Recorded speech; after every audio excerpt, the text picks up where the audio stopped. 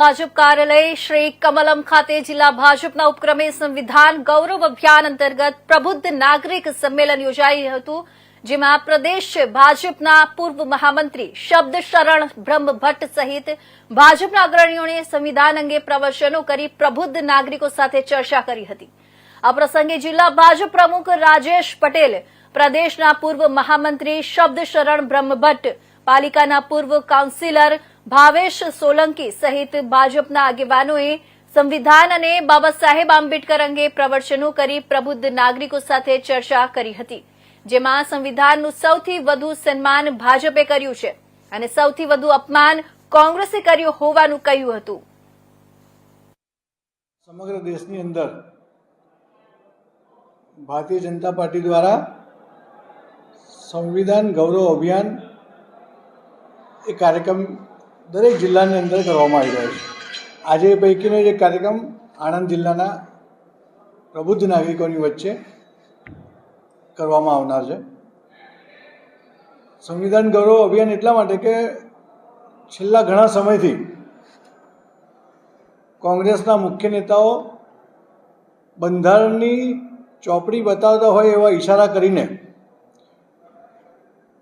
સંવિધાનનો દાખલો ભારતીય જનતા પાર્ટી ઉપર ઠોકી બેસાડવાનો પ્રયત્ન કરતા હોય એવું લાગે છે. જ્યારે સંવિધાનનું સૌથી વધારે સન્માન કોઈએ કર્યું હોય તો ભારતીય જનતા પાર્ટીએ છે, અને સૌથી વધારે અપમાન કર્યું હોય તો કોંગ્રેસ, અને કોંગ્રેસ એટલે નહેરુથી ચાલી આવતી નહેરુજી, ઇન્દિરાજી, રાજીવ ગાંધી, સોનિયા ગાંધી અને અત્યારની જે બે લોકોની ટોળકી છે, આ લોકોએ સતત સંવિધાનનું અપમાન કર્યું છે.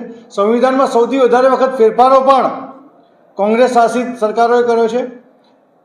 ભારતીય જનતા પાર્ટીએ જ્યારે જ્યારે ફેરફાર કર્યો છે ત્યારે આ દેશની પ્રજાના હિત માટે, આ દેશના સાર્વભૌમત્વ માટે થયો છે. જ્યારે કોંગ્રેસે જ્યારે જ્યારે ફેરફાર કર્યો ત્યારે તેમની પોતાની ખુરશી બતાવવા માટે, કટોકટી એનો સૌથી મોટો દાખલો છે.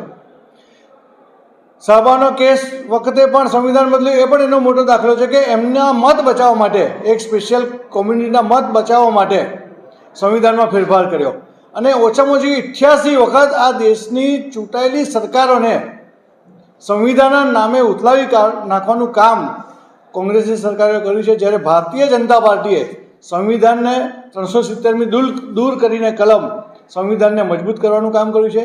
CAA સંવિધાનમાં ફેરફાર કર્યો તો કેવો કર્યો કે આ દેશના બહુમતી લોકો જે અન્ય દેશમાં નિવાસ કરે છે, હિન્દુ, ખ્રિસ્તી, બૌદ્ધ, જૈન, પારસી, એમના ભલા માટે સંવિધાનમાં ફેરફાર કર્યો.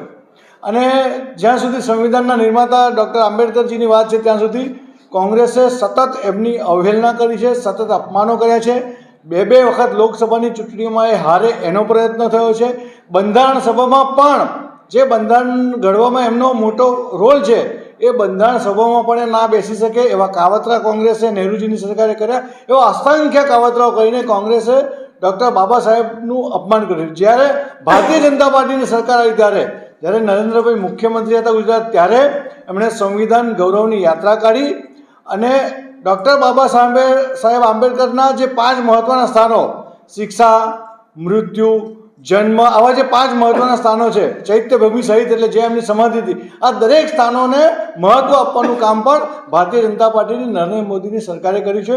એટલે સંવિધાનના નામે આખા દેશને ગુમરાહ કરતી કોંગ્રેસનો ચહેરો ખુલ્લો પાડવાનો પ્રયત્ન ભારતીય જનતા પાર્ટીનો છે.